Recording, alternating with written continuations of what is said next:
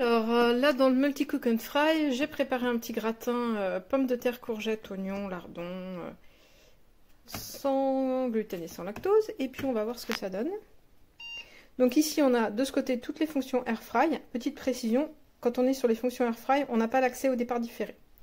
Donc on a air fry standard, crispy meal, steam and crisp. Alors là on va pouvoir utiliser le plateau qui est là pour en fait mettre de la vapeur par en dessous, donc ça chauffe par en dessous. Alors petite précision, c'est comme les multicuiseurs, c'est-à-dire qu'en dessous de la cuve on a une résistance qui chauffe en haut, mais en plus on va avoir ça qui chauffe par le haut et qui fait effet air fry. Donc on a la fonction grill, où là on va mettre avec le plateau.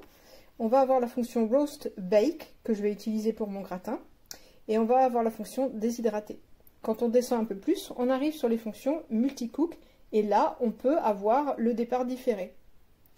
Voilà, alors je reviens en arrière, hop, je ne maîtrise pas encore assez pour... Voilà, multi-cook, on a la version sautée, cuisson lente, slow cook, steam, la cuisson vapeur, réchauffer et bouillir pour faire de la soupe. Voilà, petite précision, cet appareil ne fonctionne pas sous pression, c'est pas un Cookéo.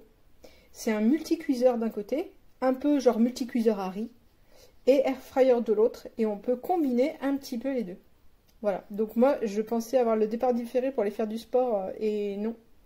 Je vais rester là 45 minutes, avec une... donc là on peut changer le temps, là on peut changer la température, et donc là si ça ne répond pas, c'est parce qu'il n'y a pas la fonction.